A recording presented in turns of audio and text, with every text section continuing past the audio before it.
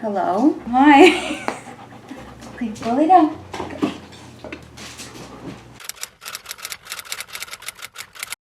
Hi. I don't really know how to start this, so I guess I'm just gonna dive into it. My name is Lena, and I am new to BookTube, and I thought that maybe a good way to kick it off would be to do the newbie tag. Going to preemptively apologize for the fur creatures in the background there.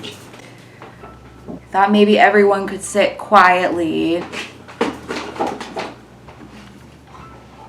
Just enjoying my casual, quiet, child-free morning. Okay, anyway, I want to kick off the channel by doing the newbie tag. I thought it'd be a good way to kind of reintroduce myself to making content and to YouTube, and also just let anyone who is gonna watch my channel get to know a little bit about me. So let's just get started, I guess.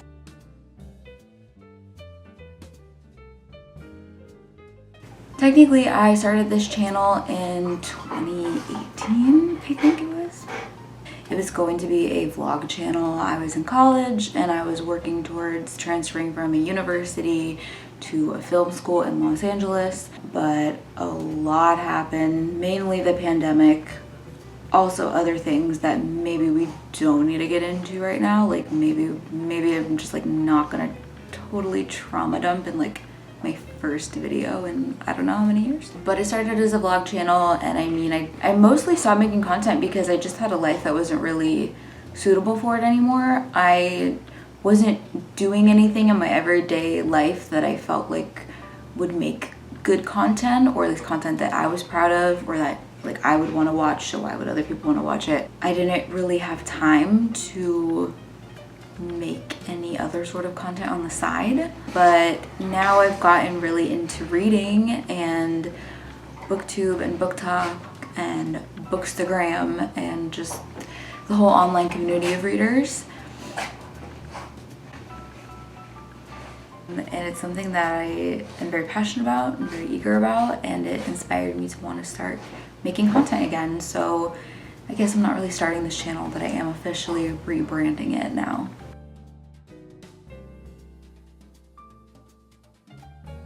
I mean, I'm a 20-something-year-old woman who reads smutty romantasy novels, so clearly I'm not like other girls. But in all seriousness, I don't necessarily know that the contents of my content is what will be unique, but I think that part of the reason that I follow so many different book influencers is because even if it is the same type of thing over and over again, everyone has their own kind of unique approach to it and take on things and way of doing things, and I love the diversity of it all, and so I'm hoping that my approach is unique enough in some way, shape, or form that people want to watch my content as well.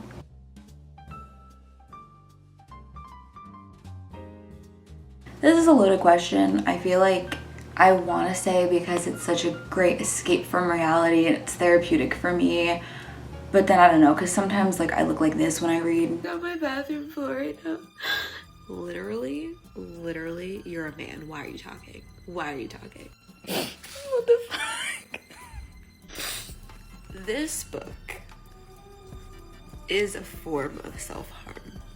Swear to God, if one more fucking straight white man. I don't know if he's gonna die, but I've never felt this like physically queasy and nervous to read.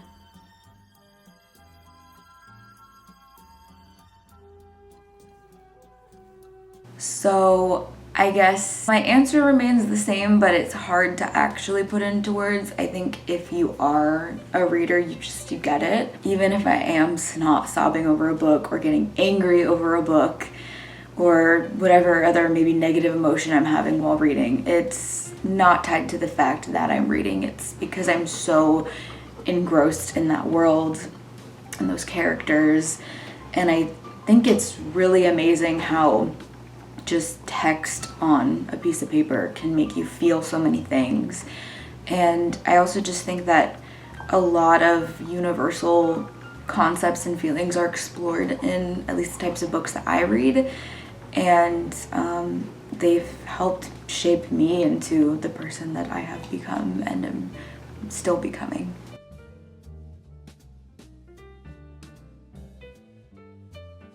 Like I said, I'm not like other girls, so of course it was the Court of Thorns and Roses series. I read a lot as a kid just because in school they always made us carve out reading time, or we had to do book reports. And then in middle school, I was in middle school right as like Twilight and the Hunger Games and Divergent and everything were being made into movies, and so everyone was reading those series, and so I was getting really into reading those series. And then, to be fully honest with you guys, One Direction came along and that became my hyperfixation. And then I was reading fan fictions, but not actual published books. And then I don't want to say I outgrew it because I can definitely still fall down a hole and fangirl over them. But I just kind of didn't read for a while. I had a partner a little over a year ago that was a big reader, and I really tried to get into reading because he loved to go to like cafes and coffee shops and stuff and read, and I wanted to do that with him. I was trying just a bunch of different books and I couldn't for the life of me find one that hooked me, and I was like, maybe I'm just not a reader. Like as an adult, maybe that's just not something I like to do, and that's okay. Then my two best friends, one of them read the ACOTAR series like kind of right before it blew up and got really popular. He read it towards the end of 2023 and he was telling me to read it. And I was like, I don't know. And I started asking a bunch of other people I knew who read if they knew the series, if they liked the series. And a lot of people were like, I haven't read it, I've heard of it, it's like on my TBR. And then my other best friend was like, I'll read it, I'll let you know what I think. And once both of them were like, no, seriously, this series is life-changing, I was like, I got Spotify Premium, the audiobooks are on there, let me just give it a go. I audiobooked the entire first book while I was working overnights, just over the course of maybe a week or two. The second book started, and as soon as part 2 of book 2 started, I came home from work, I downloaded the Kindle app, bought the book set on the Kindle app, and finished the rest of the series in probably like 2 or 3 weeks. And then I was told that I had to read Crescent City if I was gonna be into ACOTAR, so I did, and I saw why. And then I was like, well, might as well read Throne of Glass too. And from there, I started finding other books and series that I liked, and now, I don't know, I just, got probably over 100 books on my TBR. It's constantly growing, and I don't think there's any looking back anymore.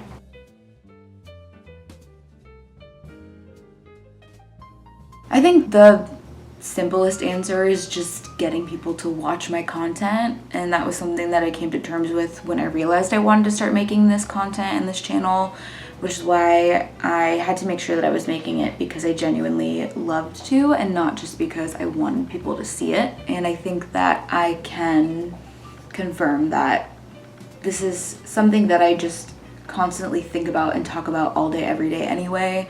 So might as well put it out there in the community and hope that other people see it and are wanting to engage with it. And I think also just trying to remember to stay true to that as well. If my content isn't getting a lot of attention, remember why I'm making it. And if it does start to get a lot of attention, just to remember to stay humble. But I think that's probably just the most obvious answer is, I don't have a huge following, so just gotta make sure that I'm in this for the right reasons, I feel like that sounded kind of cheesy and like cliche, but I mean, it's the truth.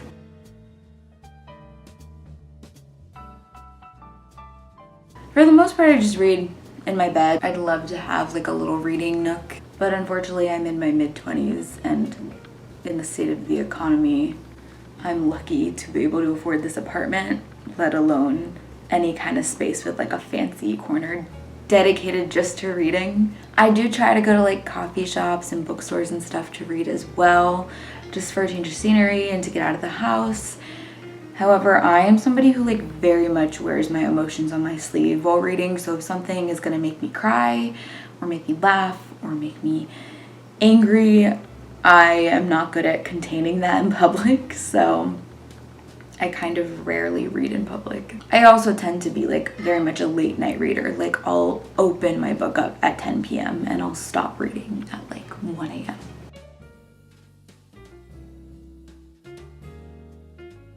So like I said, I read on and off kind of as a kid, but I officially got back into reading, I want to say around April or May of last year. So 2024 is when I picked up the audio avatar book. It's been pretty consistent since then. I get into little slumps where I'm maybe only reading like a chapter a day, or I take a break for a day or two because I'm not super engrossed in what I'm reading, but ultimately my TBR is so long and I'm so eager to get through it that I feel like I'm constantly picking up something to read.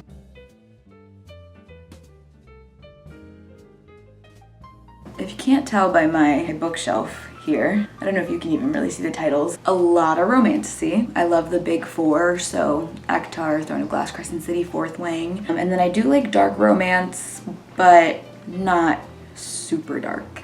So Lights Out, Caught Up are very much up my alley. Something like Haunting Adeline, not as much for me. I am trying to diversify what I read a little bit. I've been audiobooking Project Hail Mary and I'm actually almost done with it and I'm really enjoying it. The first Crescent City book is a murder mystery. I really liked that aspect, and Lights Out and Caught Up both have kind of horror and gore aspects to them. So I'd love to explore that as well. Yeah, definitely looking to explore, definitely open to recommendations. I'm not opposed to like self-help books either. Every once in a while I'll crack one of those bad boys open and usually puts things into perspective for sure.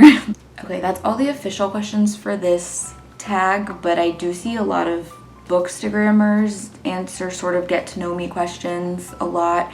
So I picked a couple that I see very commonly and I'm just gonna go ahead and answer those too. So these ones are just like a little more fun and lighthearted.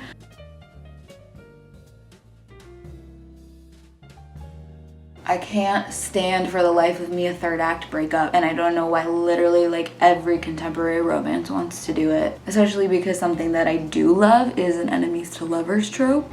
And so I've already suffered through probably like a pretty slow burn in the enemies becoming lovers.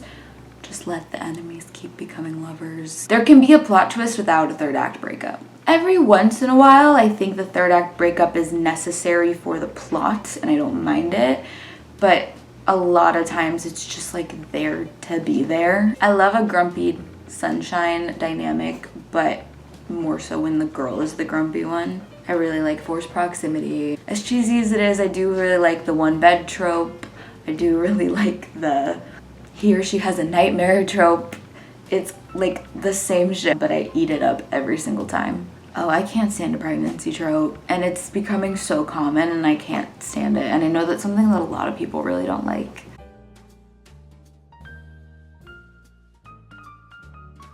Obviously I have several, but I'll give you my number one romantasy and then my number one contemporary. My number one romantasy is Cassian from Akatar. Forever and always, just number one overall. Would do anything for that man. He is not my book boyfriend, he's my book husband, my book soulmate, my book light of my life and everything. I live and breathe Cassian. There is nothing about Cassian that I do not like. It's a pretty casual crush. And then contemporary book boyfriend is definitely Josh Hammond from Lights Out. So yeah, I have a type. I love large men who are very feminist and kind of come off sort of big and scary, but are actually just total himbos. That's everything to me. Give me a big boy who can crack a joke but has a lot of riz in the bedroom and is really great at comforting his woman when she's traumatized. Is that so much to ask for? Really?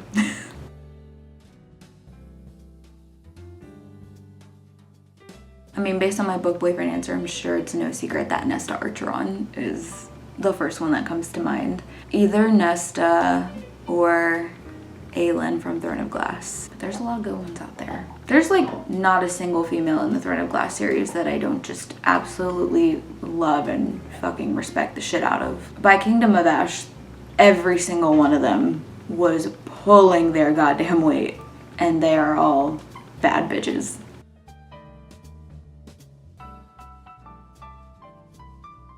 So I'm doing a reread of the Crescent City series right now. So I finished House of Earth and Blood last night, and then I couldn't fall back asleep, so I'm a couple chapters into House of Sky and Breath now. I reread the entire Massverse for an upcoming video that I've been working on for a really long time, and I'm hoping to finish within the next couple of weeks, but we'll see.